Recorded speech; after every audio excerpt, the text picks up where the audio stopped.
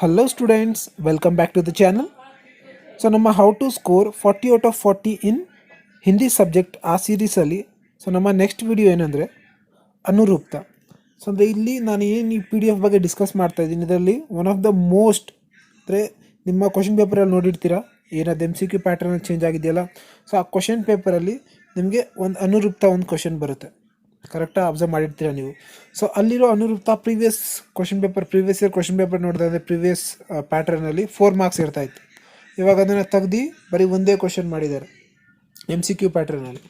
So ನಾನೇನು discuss ಮಾಡ್ತಾಯಿದ್ದೀನಿ ಅದರಲ್ಲಿ ಮೋಸ್ಟ್ ಇಂಪಾರ್ಟೆಂಟ್ ಅನುರೂಪ್ತ ಇರುತ್ತೆ. ಸೊ ಚೆಕ್ ಮಾಡ್ಕೊಳ್ಳಿ.